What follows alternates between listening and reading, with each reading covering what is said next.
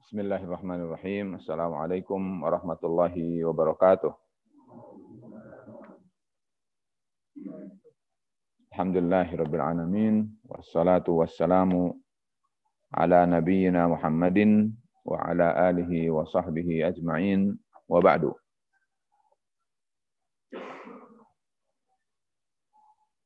Faqad qala Allah azza wa jalla يا أيها الذين آمنوا اتقوا الله حق تقاته ولا تموتن إلا وأنتم مسلمون. Jamaah sekalian, bersyukur pada Allah Azza wa Jalla pada pagi hari ini, pagi hari yang sejuk, kembali kita berkumpul dalam ketaatan kepada Allah Subhanahu wa Ta'ala. Setelah kita menunaikan sholat subuh berjamaah, mudah-mudahan Allah menerima amalan kita. Amin. Kita lanjutkan dengan membekali diri atau meluruskan hati terkait dengan al-ikhlas.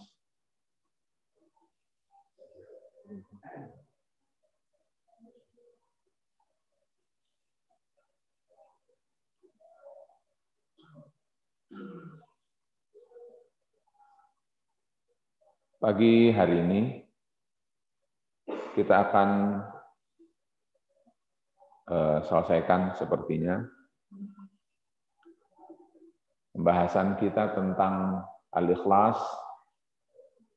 seperti yang disampaikan, diwariskan oleh beliau Al-Imam Ibnu Abid Dunya yang wafat pada tahun 281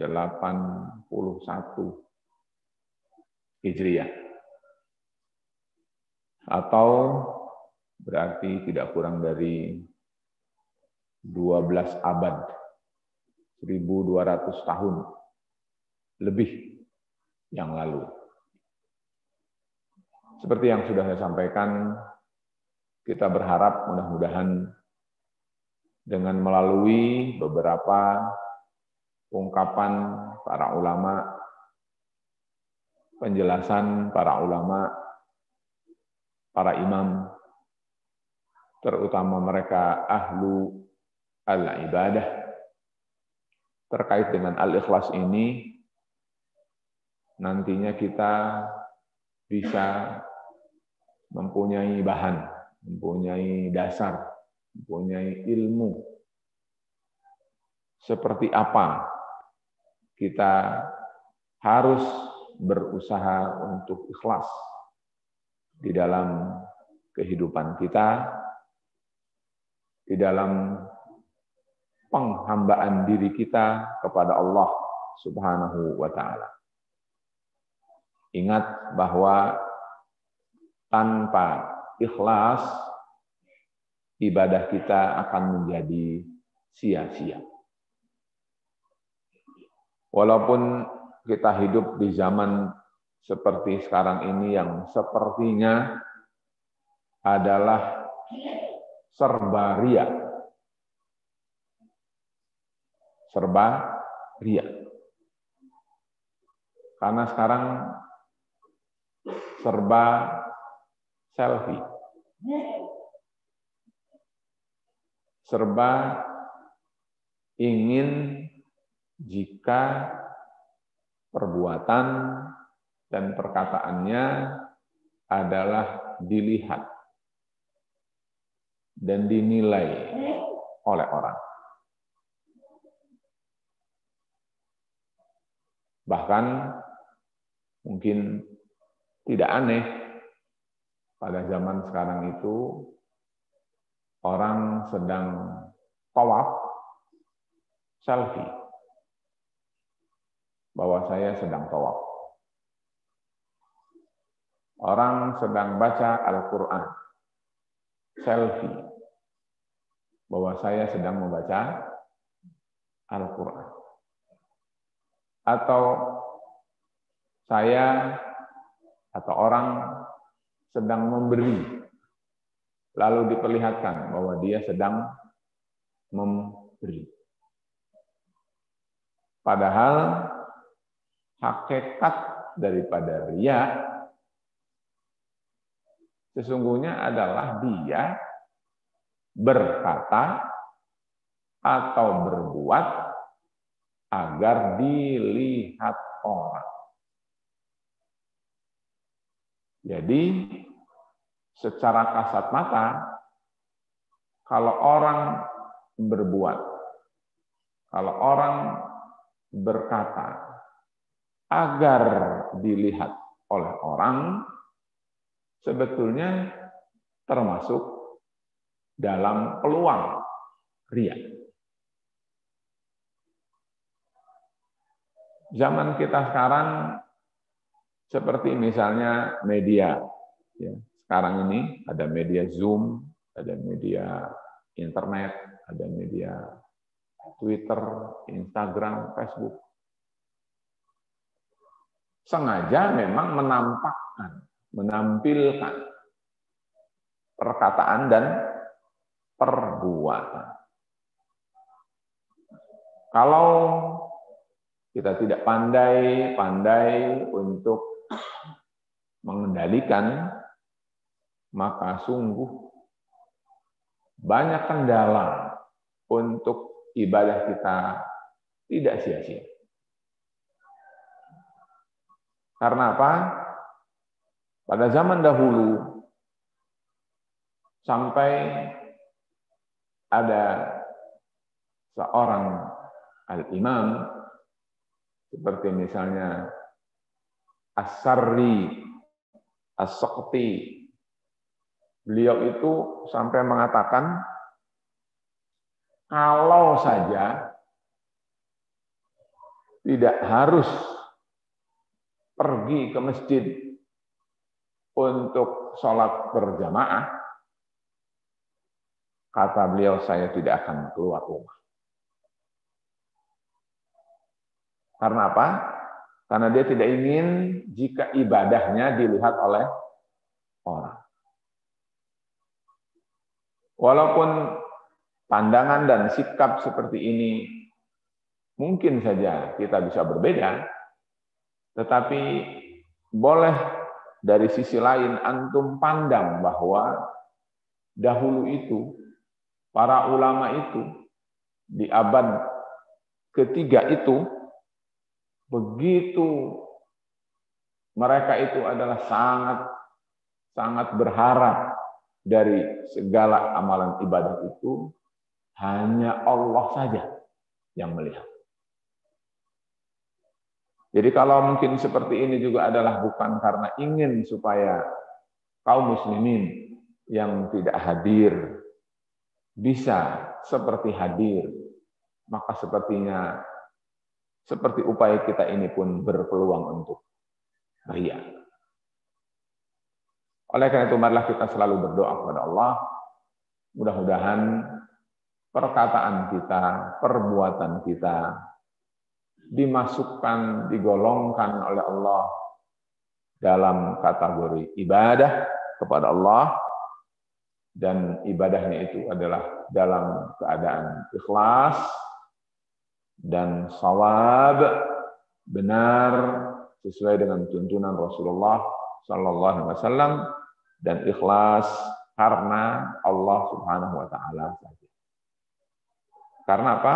Ya tadi, seperti yang saya katakan, riskan ya untuk terjadi yang disebut dengan ar-riya. Kita akan teruskan pagi hari ini dengan poin nomor 52.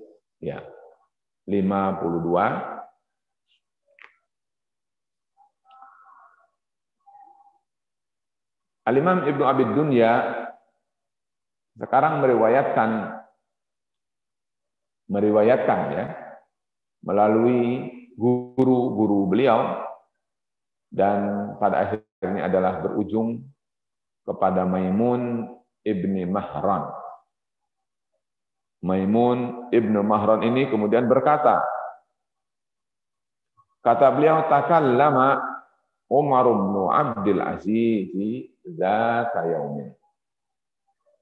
Pada suatu hari Umar ibn Abdul Aziz berkata.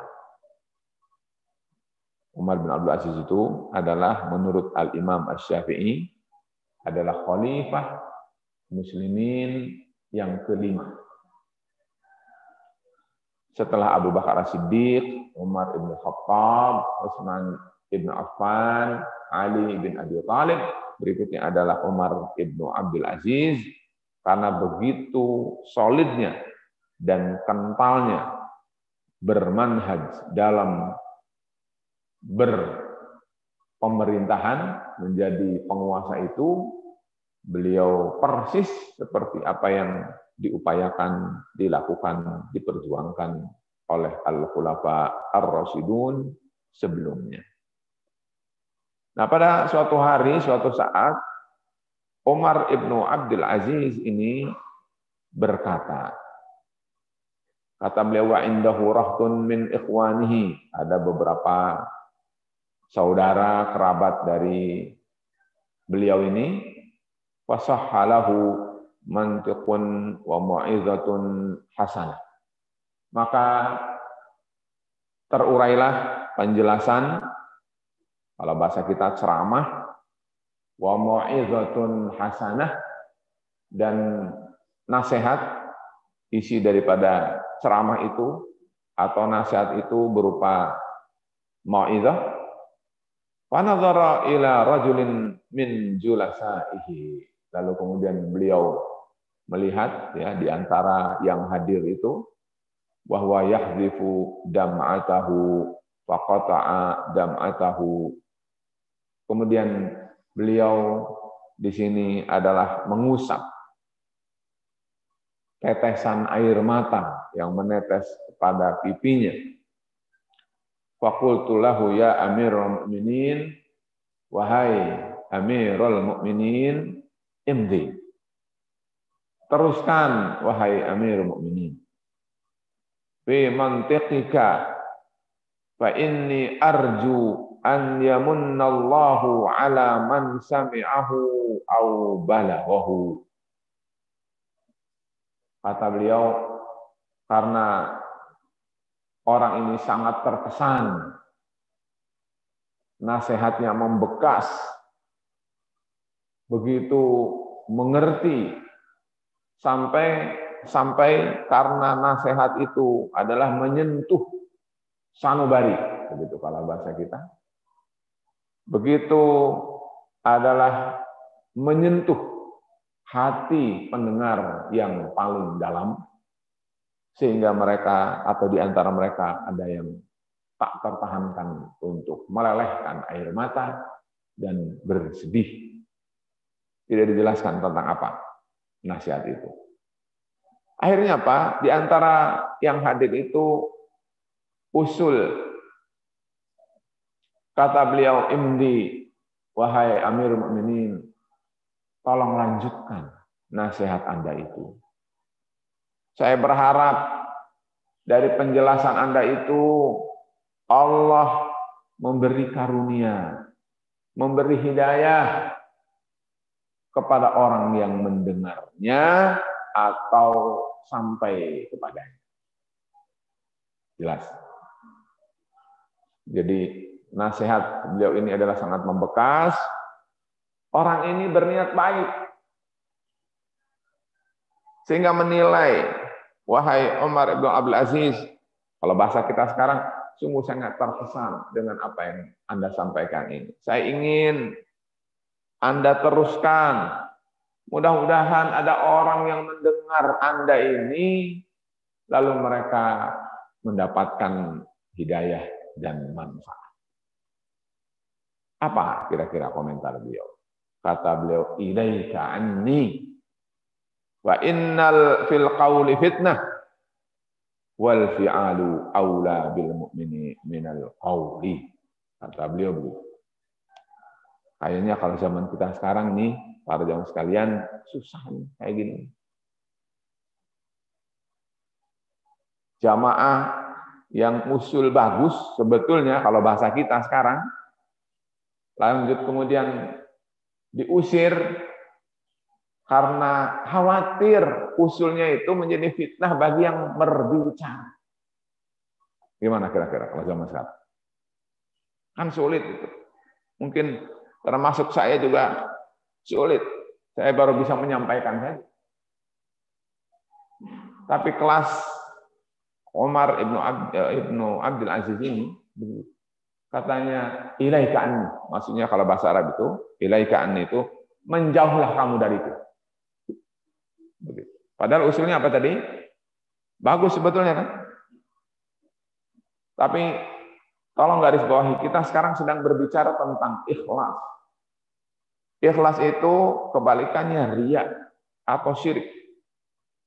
Beliau ingin apa yang beliau sampaikan itu tulus itu dan bisa dihayati itu tidak merusak orang yang menyampaikannya, yaitu siapa? Umar ibnu Abdul Aziz. Begitu ada orang yang memberi peluang kepadanya untuk bisa amalannya rusak, mungkin karena bangga, betul. Wah, mantap nih. Berarti ada orang yang simpati, betul tidak? Atau ada orang yang dan begitu. Kalau zaman kita sekarang kan mungkin terhitungnya bagus, betul tidak? Terhitungnya bagus. Tergantung kan level-level kita itu. Tetapi bagi Umar bin Abdul Aziz, khawatir itu jadi fitnah buat saya. Menjauh, katanya. Beliau ingin agar yang beliau sampaikan itu adalah benar-benar bersih, tulus karena Allah Subhanahu wa Ta'ala. Kalau mungkin nanti dia ketika mengatakan lagi atau meneruskan atau memperpanjang atau melanjutkan itu karena betul, karena orang usul tadi kan jadi bukan karena Allah. Beliau tidak ingin itu. Beliau ingin agar yang mendorong, yang memotivasi, yang menyebabkan kita berkata, yang menyebabkan kita berbuat hanya Allah Subhanahu wa Ta'ala, bukan siapa-siapa. Para sekalian, tentu pada zaman kita sekarang pandangan seperti ini selain langka, betul? Selain langka, susahlah begitu. Dari sisi ikhlas sebetulnya susah. Susah bagi yang berbicara, betul? Dan susah bagi yang mendengar zaman sekarang. Karena zaman sekarang ini adalah tidak luput dari intrik dan intrik. Nah, karena itu maka saya dan antum mari bersama selalu memohon kepada Allah agar perkataan kita, perbuatan kita itu tulus hanya karena Allah Subhanahu wa Ta'ala. Keberadaan kita, duduknya kita, bergeraknya kita, berkatanya kita, berbuatnya kita, hendaknya selalulah yang mendorong, yang mewujudkan, yang melahirkan itu adalah hanya karena Allah Subhanahu wa Ta'ala. Betapapun dari sisi lain, ya, betapapun dari sisi lain, seperti yang tadi itu, zaman sekarang saya katakan jangan dihardik, betul? Jangan katakan ilaika anni, bahaya zaman sekarang begitu, betul tidak? Kalau ada ustadz misalnya atau apa begitu ingin mempraktekkan kaidah ini, betul tidak? Lalu mengatakan ilaika anni, ada orang yang usul yang bagus, memberi masukan yang bagus, saran yang bagus, kemudian menjauh kamu dari saya. Wah, bisa jadi akan muncul interpretasi macam-macam. Sombong amat, betul tidak? Misalnya. Karena apa? Teman sekalian, saya sedang menjelaskan, menggambarkan betapa kualitas iman, ikhlas pada masa lalu. Kalau zaman sekarang yang level ikhlasnya seperti itu, maka dosisnya tidak seperti ini. Sehingga solusinya tidak selalu harus seperti ini. Jadi kita harus pandai untuk menjaga ikhlas di satu sisi, tetapi juga harus bisa mengakomodir apa yang juga terjadi pada masa kita sekarang, sehingga terjadi apa yang disebut dengan hikmah. Ya. Dulu itu kata orang belak-belakan, betul tidak? Suka katakan suka, kalau tidak suka katakan tidak suka. Zaman sekarang kalau belak-belakan begini, ya amblas. Kenapa? Kembali iman. Zaman dulu itu bandel. Bandel di sini maksudnya adalah apa? Struggle-nya itu adalah serius. Tidak cengengan. Ya. Kalau sekarang itu adalah sholat. Panjang dikit, kepanjangan amat nih sholat. Besok nggak datang lagi, betul tidak? Begitu. Atau misalnya ceramah, ada kata yang menyinggung perasaan, ngambek, nggak datang lagi, betul tidak? Zaman sekarang adalah zaman sampai ke dunia dakwah pun manajemen yang dipakai adalah manajemen bisnis. Sehingga ada istilah bahwa konsumen adalah raja.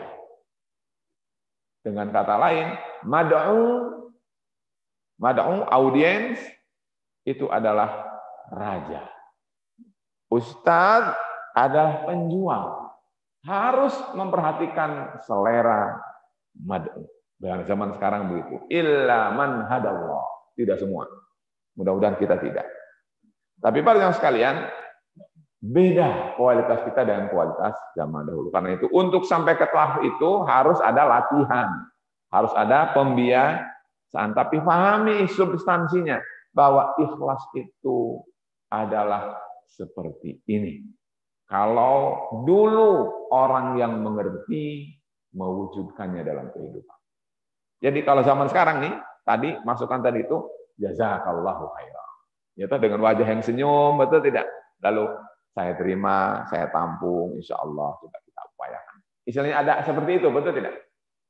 Saran yang bagus kita tampung, insya Allah coba kita nanti usahakan ke depan dan seterusnya, betul tidak? Ada. Tapi kalau seperti bahasa tadi, wah selesai, betul tidak? Jadi teman sekalian, ini yang harus kita jadi jangan sampai plek ketiplek. Apa yang beliau sampaikan ini adalah kemudian kita langsung lakukan. Karena apa? Ada kelasnya. Ada kelasnya. Kata beliau, fa inna fil qauli fitnah. Dalam perkataanmu itu terdapat fitnah. Begitu. Bayangkan terdapat fitnah. Maksudnya apa fitnah di sini? Pintu ujian yang namanya adalah, isi ujian itu adalah akan memberi peluang untuk saya tidak ikhlas. Kata beliau Umar bin Abdul Aziz. Wal fi'alu aula bil mu'mini minal qaul. Pekerjaanmu, sikapmu lebih baik daripada engkau katakan. Jadi maksudnya adalah sudah usahakan saja pada dirimu kerjakan maksud apa yang saya sampaikan, nasihat apa yang tadi membekas padamu itu, coba camkan pada dirimu, usahakan, lahirkan dalam bentuk sikap, hidup yang baik, lebih baik daripada kamu mengatakan sesuatu yang bisa jadi memberi peluang orang lain untuk berbuat tidak karena Allah.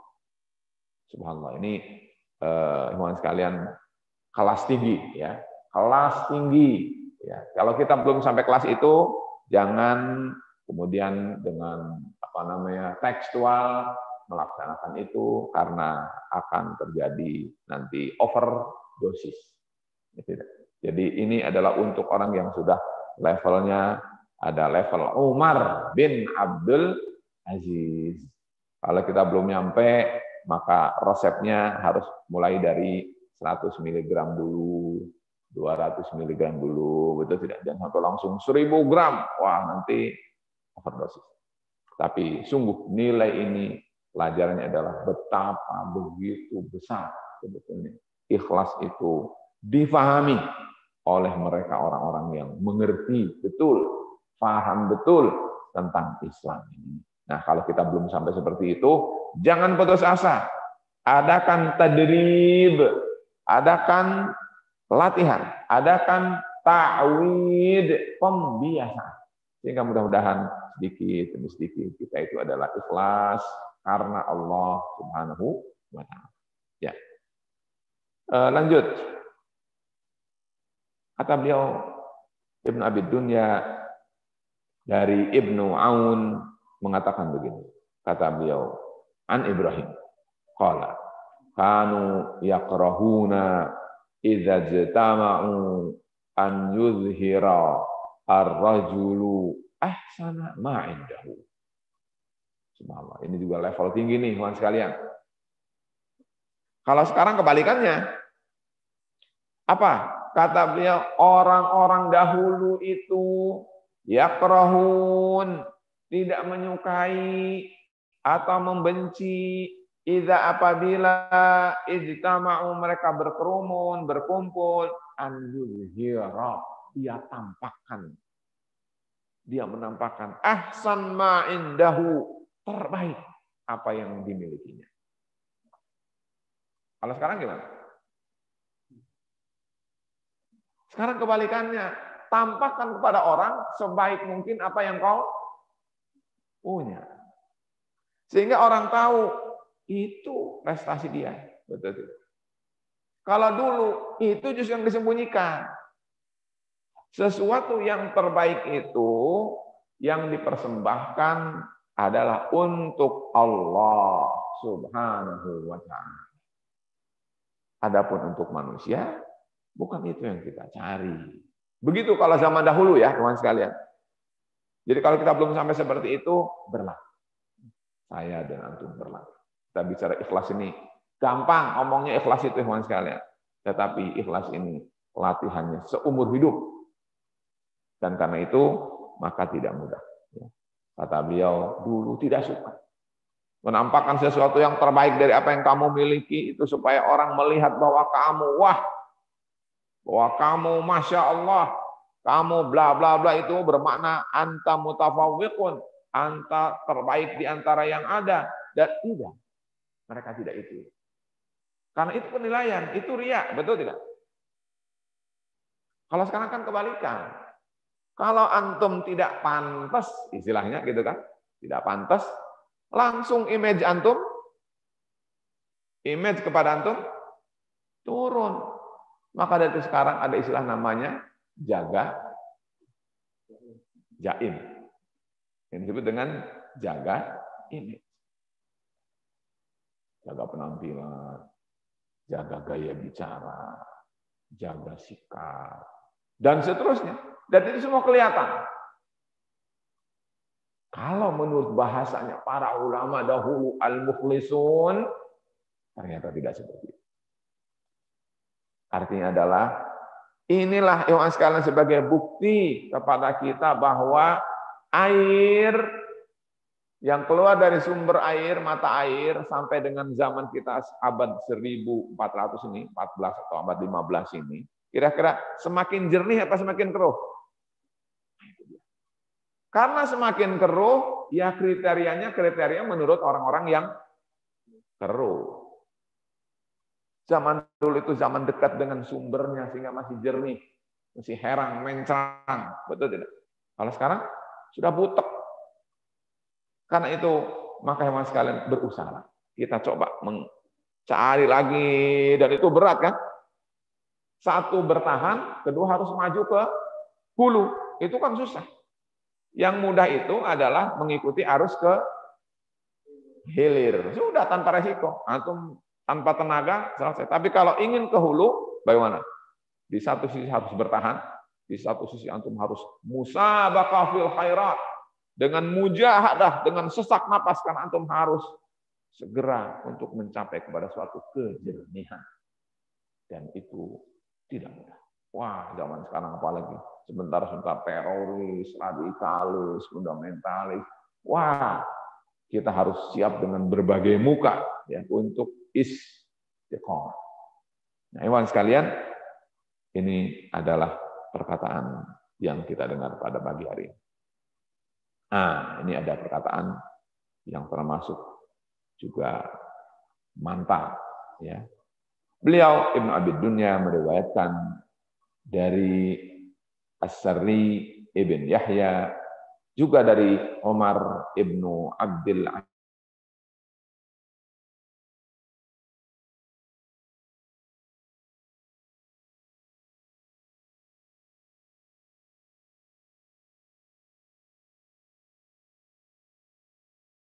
Beliau ini berkhutbah.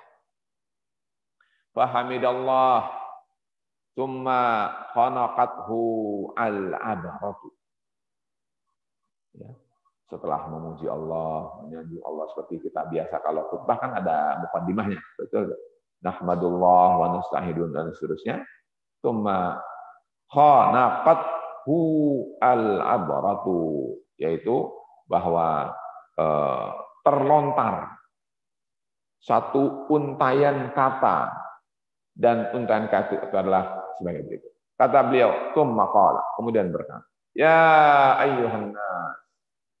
Dalam khutbahnya ini, khutbahnya siapa? Umar bin Abdul Aziz. Kata beliau, ya ayyuhan nas, wahai manusia, aslihu akhiratakum. Ini tolong isi khutbah beliau ini juga tujukan panah itu pada hati sanubari kita. Kata Umar bin Abdul Aziz, aslihu akhiratakum. Perbaiki akhirat kalian. Yuslihillaha lakum dunya. Niscaya Allah akan memperbaiki duniamu. Ini perkataan berat atau enteng, teman sekalian?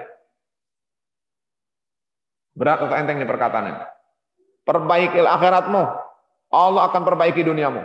Begitu kalau bahasa kita sekarang. Mudah nggak zaman sekarang nih memperbaiki akhirat kita? Susah. Ya kalau tidak ngerti ya enteng. Tapi kalau bagi yang mengerti, tidak mudah.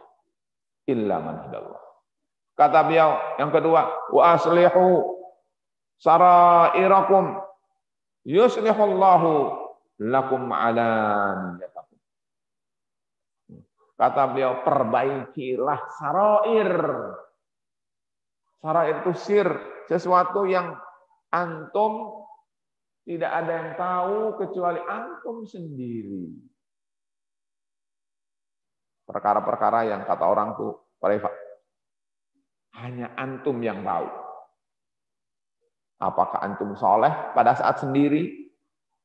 Ataukah kita soleh pada saat kita bersendirian? Ibadah apa yang kita bisa berprestasi di sisi Allah saat kita tidak dinilai dan dilihat oleh orang? Apa? Misalnya di antara kita, saya punya 11 misalnya. Saya punya ini, punya itu, mungkin apa gitu. Setiap antum lah silahkan sekarang ini mikir, apa ibadah antum yang tidak dilihat oleh orang dan antum yakin itu bisa di hadapan Allah sebagai bukti, ya Allah saya dulu ketika hidup di dunia sudah saya kerjakan.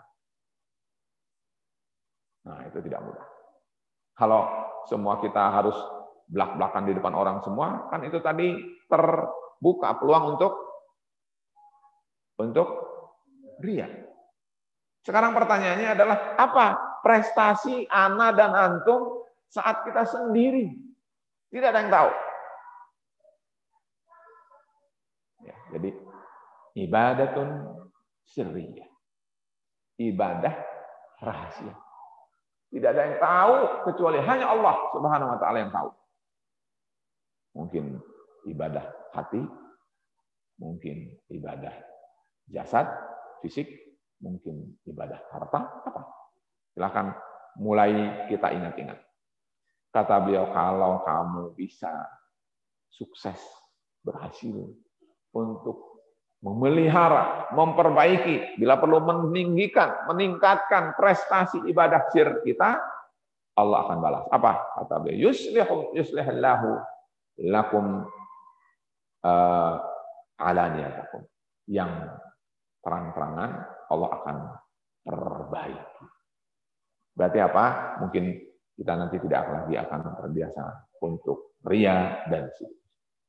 Kata beliau, wallahi inna abdan laisa bainahu wa baina adam abun lahu illa ma qad mata lima arakin lahu fil mauti kama yuqalu lima arakin fil karami ay lahu irkun fi dzalika la mahal.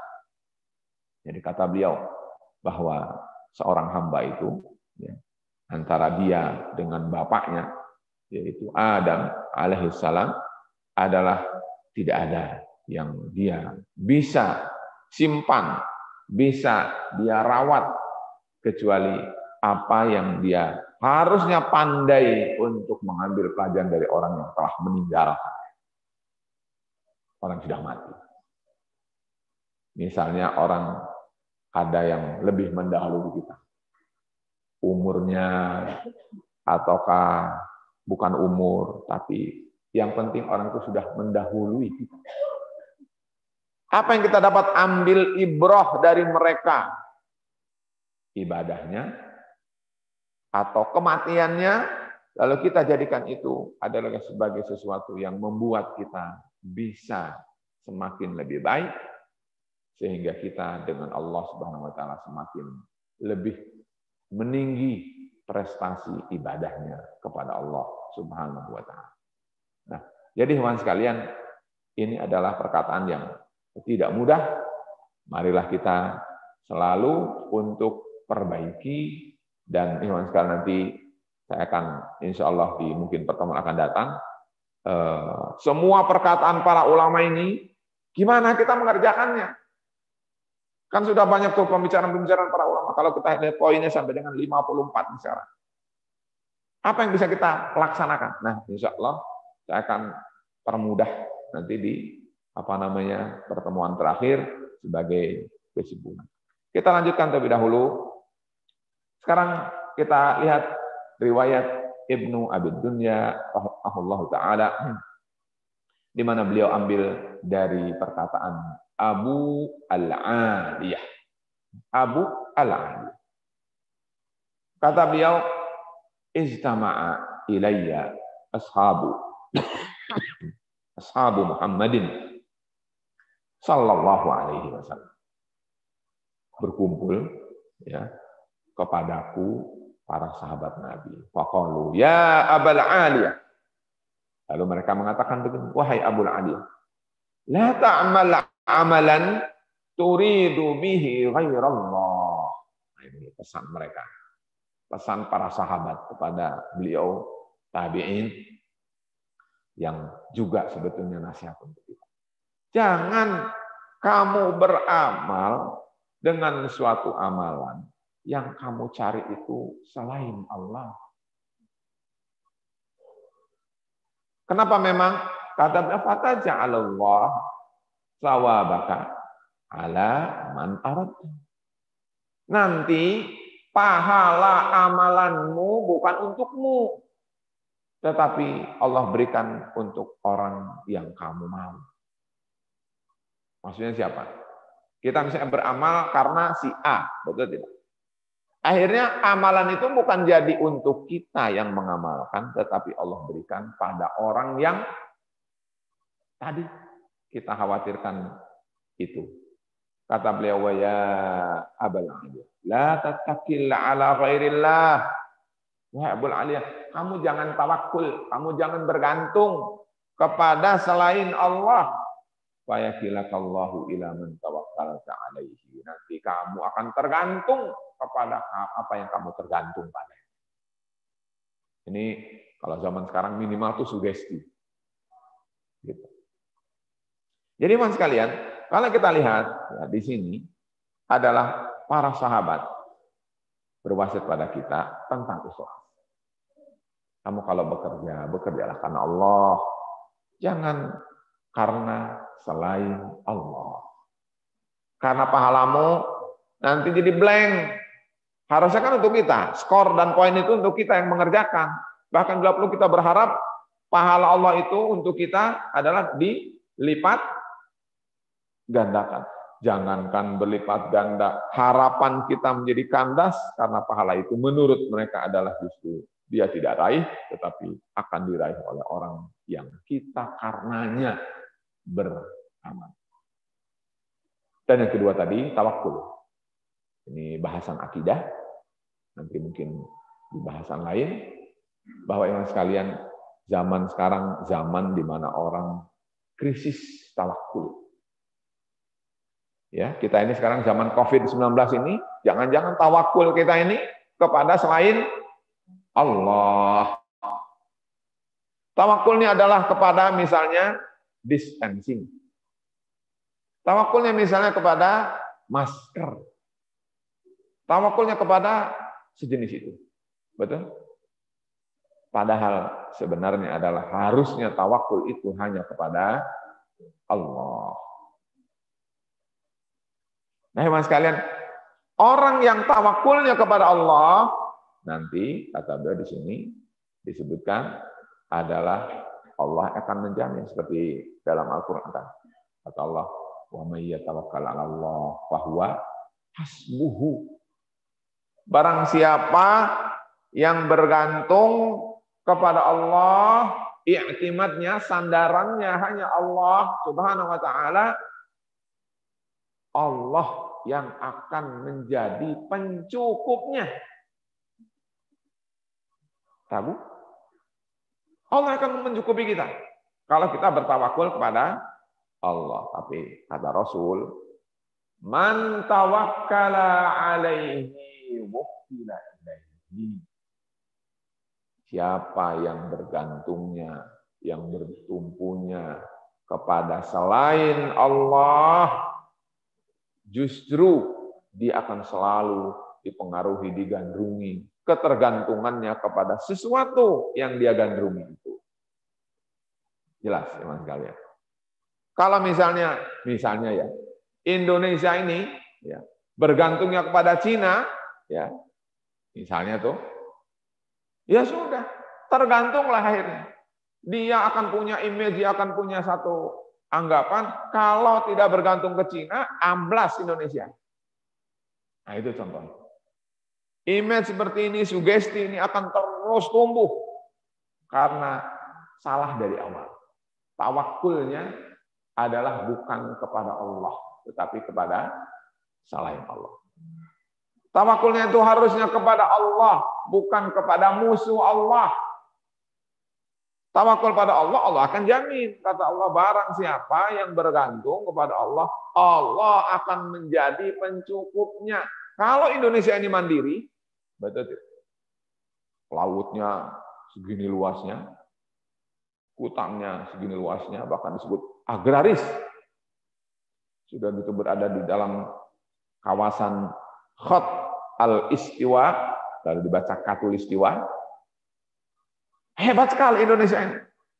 Sehingga sekarang tidak sedikit daripada dunia melirik Indonesia karena ini sebetulnya peluang masa depan. Di saat negara-negara lain sudah krisis, Indonesia tetap hijau. Karena itu mereka cari yang hijau. Dan akhirnya adalah Indonesia jadi bahan perebutan. Indonesianya tidak pede. Lalu akhirnya apa? Dia bergantung kepada selain dirinya sendiri atau kepada Allah SWT tadi.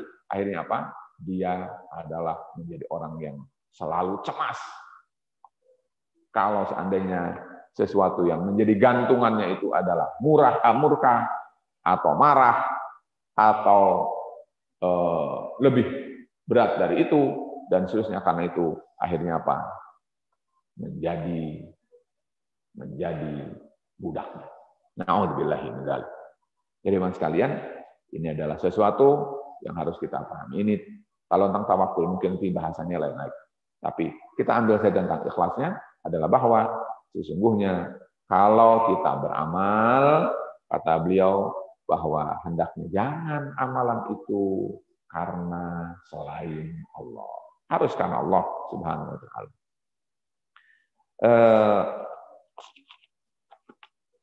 Satu lagi ya. Yaitu diambil dari Umar Ibn Khattab.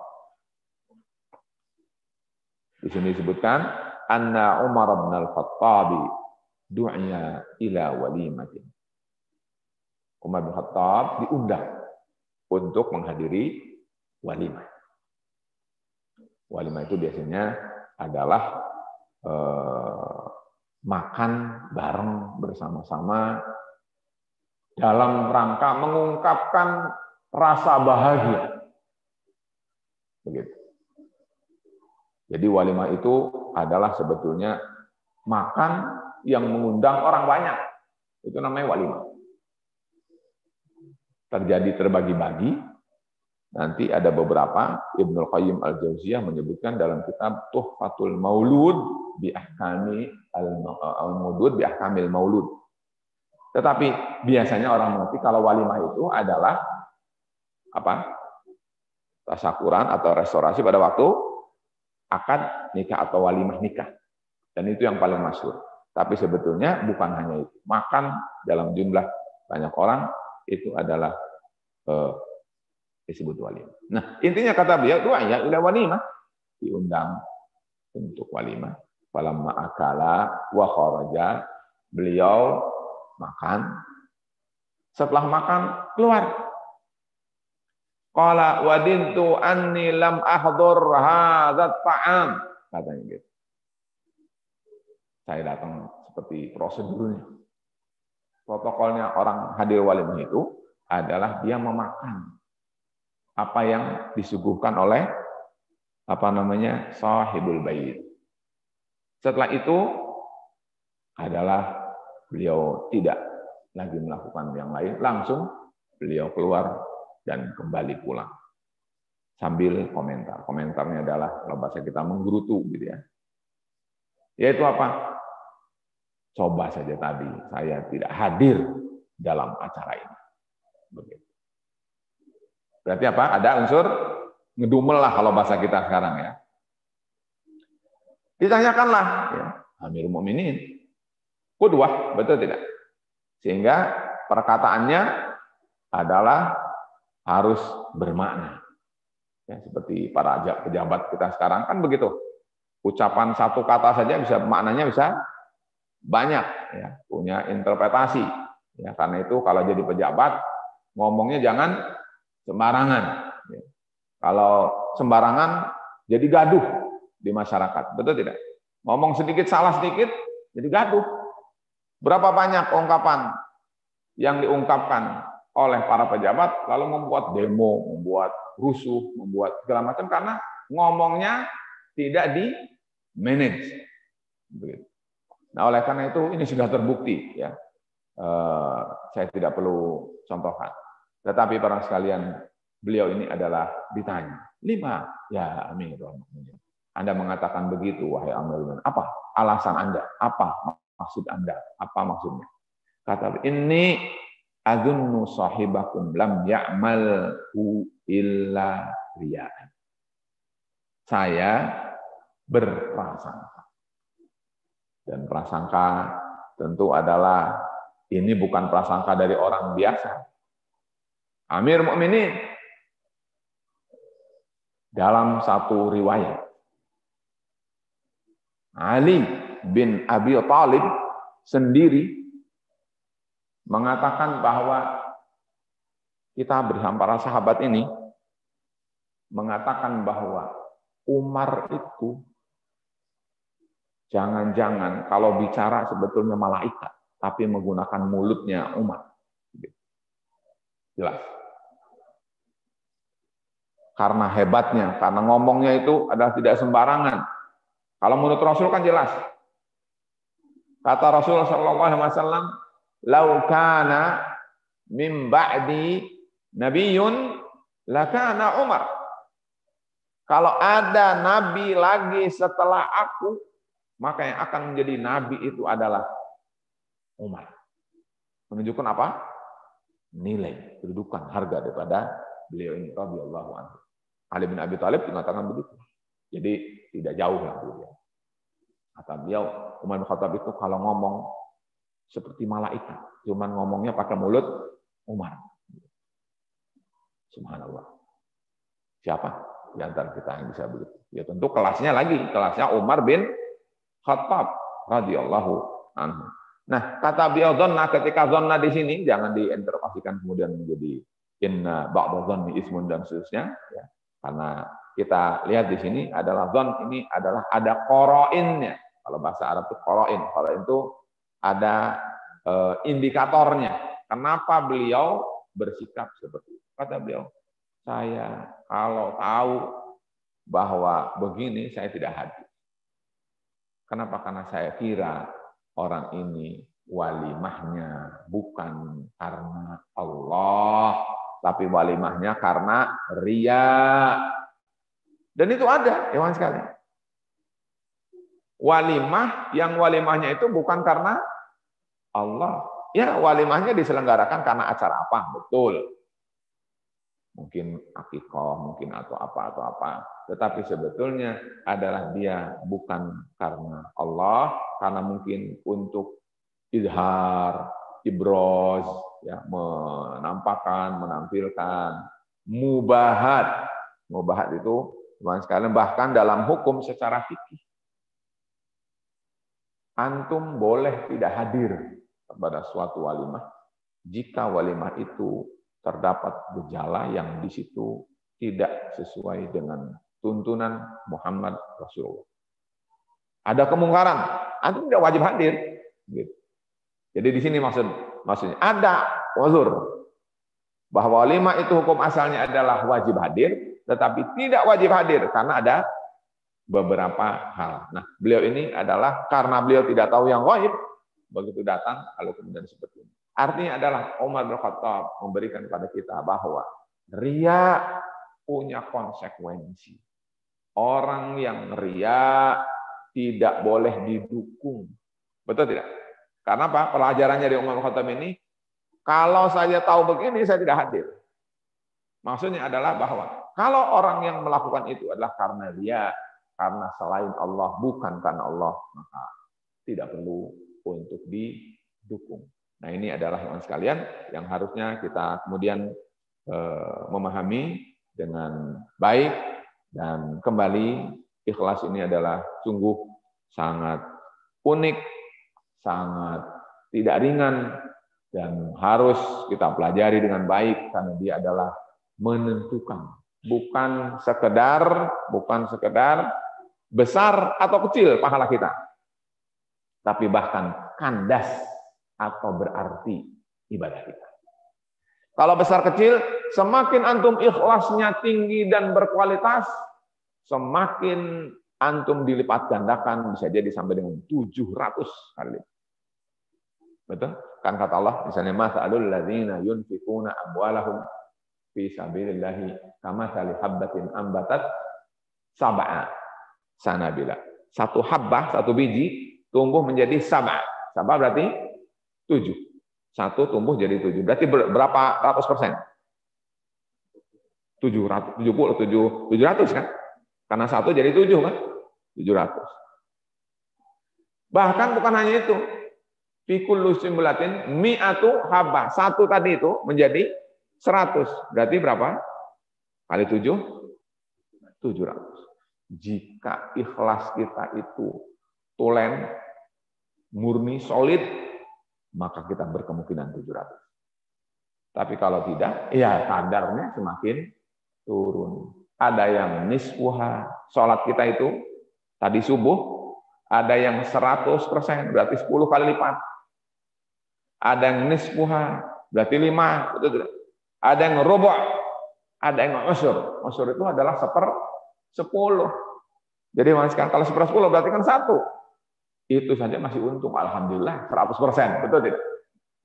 Padahal harusnya 1000%. Ikhwan sekalian, semakin ikhlas kita, semakin baik, meningkat, kuat, benar, lurus, hanya kepada Allah, untuk Allah dan dari Allah, maka hidup kita semakin berkualitas.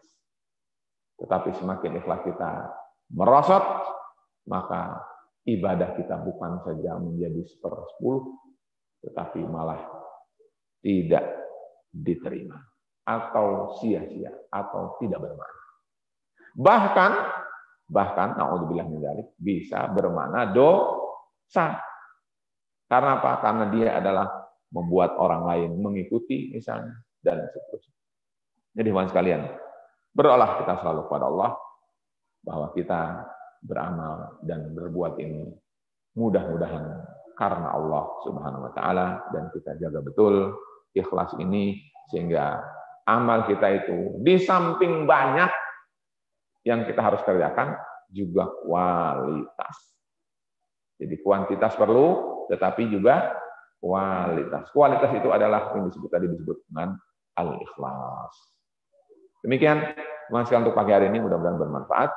Berakhir sebetulnya kitab ini, walaupun menurut muhakkik ada masih bisa kita ambil perkataan-perkataan Ibnu Abi Ad-Dunya tentang ikhlas ini dalam, di sini sebutkan 2 buku. Yaitu pertama adalah dalam buku Jami'u al-Ulumi wal Hikam karya Ibnu Rajab Al-Hambali. Beliau nukilkan di sini dari mulai nomor 57 sampai dengan 74, dan yang kedua terambil juga dari kitab Ithaf As-Sadah Al-Muttaqin bi Syarhi Ihya'i Ulumuddin, dan itu ada di sini 6 nukilan. Jadi tapi kita mungkin anggap cukup ya, lalu kemudian insya Allah akan kita simpulkan besok dalam tahap yang akan datang tentang ikhlas dan bagaimana kita bisa berusaha melatih diri, membiasakan diri atau mencapai dan menggapai ikhlas ini bersama-sama ya. Bukan berarti kalau saya memberi resep juga saya sudah berhasil, karena ikhlas ini adalah seumur hidup. Seumur hidup. Latihannya itu seumur hidup.